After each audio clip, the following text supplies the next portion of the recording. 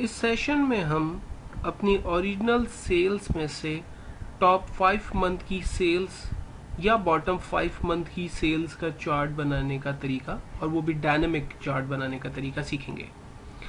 आप देख सकते हैं कि यहाँ पर 12 मंथ में कंपनी ने जो एक्चुअल रेवेन्यू परफॉर्म किया हुआ है उसकी सेल्स यहाँ पर मौजूद है। अब मुझे करना यह है कि इन 12 मंथ में एक्चुअली टॉप 5 मंथ जो जिन मंथ में सेल्स हुई है वो कौन से मंथ हैं उन्हें यहाँ पर देखना है, और उनकी सेल्स कितनी है उन्हें यहाँ पर लेकर आना है। और इसी तरह से अगर मैं चाहूँ कि बॉटम 5 मंथ्स कौन से हैं वो यहाँ आ जाए और उनकी सेल्स कितनी है वो यहाँ आ जाए, तो ये हम कैसे परफॉर्म करेंगे। आप देख सकते हैं कि मैंने अपने ओरिजिनल डाटा के अलावा यहाँ पर एक रैंक नाम का कॉलम क्रिएट किया हुआ है जिस पे हम रैंक का फंक्शन अप्लाई करेंगे। इसके बाद मंथ सेल्स और एन रैंक नाम का एक कॉलम क्रिएट किया हुआ है जो कि एक्चुअल में मेरा हेल्पर डाटा है, और इस हेल्पर कॉलम या डाटा की मदद से ही एक्चुअल में मैं अपना चार्ट क्रिएट करूंगा।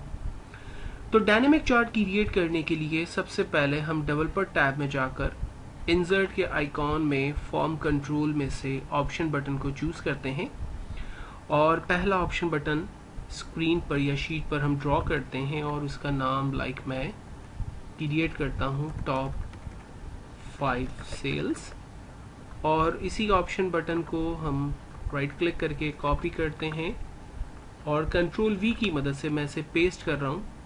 तो एक और हमारे पास ऑप्शन बटन आ गया जिसका नाम मैं कर देता हूँ बॉटम 5 सेल्स।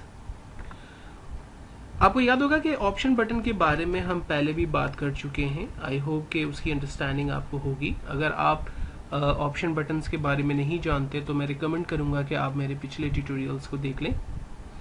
हर ऑप्शन बटन या जब आप चेक बॉक्स या कोई भी डेवलपर टैब की मदद से ऑब्जेक्ट क्रिएट करते हैं तो हम उस पर राइट क्लिक करके फॉर्मेट कंट्रोल में जाते हैं और किसी एक सेल पर उसका लिंक क्रिएट कर देते हैं। तो हम सेल का लिंक क्रिएट करने के बाद जब ओके करते हैं तो इसका फायदा ये होगा कि जब मैं टॉप 5 सेल्स पर क्लिक करूंगा तो हमारे पास 1 आ रहा है, और बॉटम 5 सेल्स पर क्लिक करूंगा तो हमारे पास 2 आ रहा है।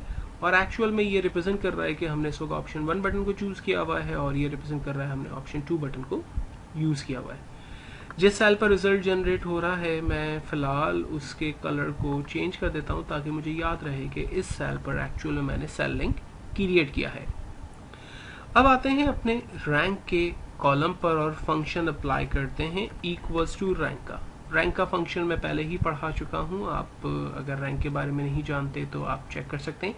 यहाँ पर रैंक का फंक्शन ये करेगा कि जो एक्चुअल सेल्स है उसकी पोजीशन हमें निकाल के बताएगा, लेकिन हम टॉप या बॉटम सेल्स को देखना चाहते हैं तो रैंकिंग उसी तरह से डायनेमिकली हमारी हम चेंज करेंगे।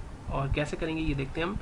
तो हमने रैंक का फंक्शन अप्लाई किया, हमने कहा equals to rank bracket open, rank करें हमें एक्चुअल में इस सेल C5 को, और C5 को एक्चुअली इवेल्युएट करे इस पूरे डाटा में से, और इसको मैं एब्सोल्यूट कर लेता हूँ रेंज को, ताकि जब मैं इसे ड्रैग करूँ तो मेरे पूरे जो कॉलम C5 से लेकर C16 तक की जो रेंज है वो मेरी मूव ना हो, और वो सिर्फ C5 से 6, 6, 7 को एवरी टाइम जो है वो चेक करता रहे। सो मैंने जो है वो रैंक का फंक्शन अप्लाई किया और रेंज डिफाइन की एंड देन कॉमा। अब कॉमा के बाद हमें कहता है कि रैंकिंग जो है वो आपको असेंडिंग ऑर्डर में देखनी है या डिसेंडिंग ऑर्डर में देखनी है। तो अब यहाँ पर थोड़ा सा लॉजिकल ऑप्शन को हम यूज करेंगे।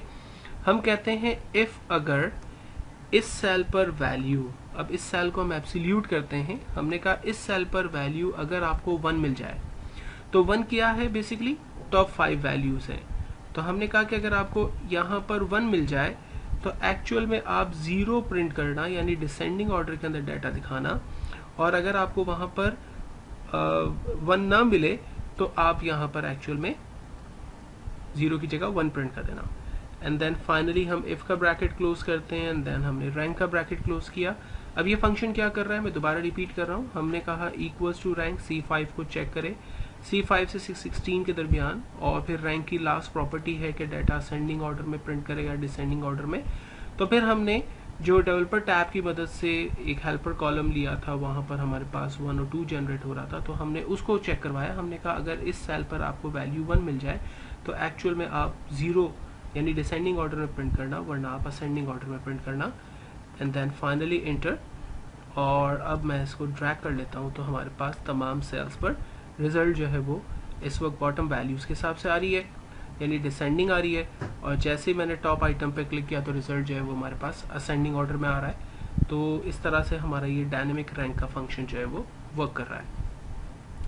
अब इसके बाद हमें ये पता करना है कि जो एक्चुअल मंथ हैं वो कौन से हैं जिसमें टॉप 5 सेल्स हो रही है, और फिर उसकी सेल्स को हम लेकर आएंगे। तो इसके लिए हम सिंपल इंडेक्स का फंक्शन अप्लाई करते हैं। हमने कहा इक्वल टू इंडेक्स, और इंडेक्स में सबसे पहले एरे कहता है, तो एरे में हमने तमाम मंथ्स डिफाइन किए। हमने कहा मंथ को लेकर आ जाए। मंथ को कैसे लेकर आ जाए? हमने कहा कि आप मैच करें, किसको मैच करें? हमने कहा इस सेल पर जो वैल्यू लिखी हुई है। अब यहाँ पर first, second, third, fourth, fifth value हमने नहीं लिखी, अभी हम लिख देंगे। लेकिन हमने कहा कि यहाँ पर जो भी वैल्यू आपको मिलती है, यानी 1 अगर आपको मिलता है तो कॉमा उससे इस रैंक के अंदर से मैच करें और एग्जैक्ट मैच करें। मैच का ब्रैकेट क्लोज, इंडेक्स का bracket close, and then finally enter करते हैं। इस वक्त रिजल्ट इसलिए नहीं आ रहा क्योंकि हमने एन रैंक के अंदर कोई भी वैल्यू नहीं पुट की हुई, सो हम यहाँ पर 1 लिखते हैं। तो आप देखें फर्स्ट जो हमारी लार्जेस्ट सेल्स है वो मार्च के मंथ में भी है, वो हमें नज़र आ रही है। इसी तरह से मैं बाकी के अंदर 2, 3, 4 और 5 लिख देता हूँ, यानी अपना डमी नंबर इंटर करता हूँ। सिर्फ मुझे ख्याल ये रखना है कि फंक्शन अप्लाई करते वक्त मैंने सेल्स को एब्सोल्यूट नहीं किया था, इसलिए मैंने इन सेल्स को F4 करके एब्सोल्यूट करना है, एंड देन फाइनली इंटर। और अब मैंने ड्रैग किया तो आप देखें कि जो 5 मंथ है हमारे जिनमें हाईएस्ट सेल्स भी है वो मार्च, नवंबर, सितंबर, अप्रैल एंड अगस्त है। और इसी तरह से मैं बॉटम पे क्लिक करता हूँ तो बॉटम 5 मंथ्स हमारे Jan, Feb, December, June and May है। अब यहाँ पर उसकी सेल्स को लाना है तो अगेन हम इंडेक्स और मैच का फंक्शन अप्लाई करते हैं। Equals to index bracket open, हमने कहा आप सेल्स को लेकर आओ, इस सेल एड्रेस को F4 करके एब्सोल्यूट करते हैं। सेल्स को कैसे लेकर आओ? हमने कहा आप मैच करो, इस सेल पर कौन सी वैल्यू लिखी हुई है उसे आप ढूंढें इस रेंज के अंदर से F4 और एग्जैक्ट मैच करें। मैच का ब्रैकेट क्लोज, इंडेक्स का bracket close, and then enter. और हमने इसे ड्रैग कर दिया तो अब आप देखें, सॉरी, हमने इसे मैनुअली ट्रैक कर दिया। आप देखें ये हमारे पास बॉटम 5 सेल्स आ रही है। क्लिक करते हैं प्लस टॉप 5 सेल्स पर, ये टॉप 5 सेल्स आ रही है। अब ये जो टॉप 5 सेल्स हमारे पास आ रही है या बॉटम सेल्स आ रही है, उसमें मंथ और सेल्स जो हमारे पास एक्चुअली हेल्पर कॉलम्स में से जनरेट हो रही है, उन्हें सेलेक्ट करके कीबोर्ड से Alt F1 बटन प्रेस करते हैं, हमारे पास ये चार्ट क्रिएट हो गया। और अब मैं काम करता हूँ, ये मेरे पास टॉप 5 सेल्स आ रही है जो कि मार्च, नवंबर, सितंबर, अप्रैल और अगस्त है। अगर मैं बॉटम 5 सेल्स पे क्लिक करता हूँ तो जो कि जैन, फैब, दिसंबर, जून और मई की है, हम उसके डाटा को भी देख सकते हैं और उसका ग्राफिकल प्रेजेंटेशन चार्ट के फॉर्म पे भी देख सकते हैं। तो ये एक बेस्ट मेथड है कि अगर आपके पास एक्चुअल सेल्स मौजूद है और उस एक्चुअल सेल्स में से आप अपनी मर्जी की टॉप बॉटम वैल्यूज़ ही अपने चार्ट के अंदर प्लॉट करना चाहते हैं, तो वो एक पूरा मेथड या मैकेनिज्म हमने यहाँ पर शेयर किया है।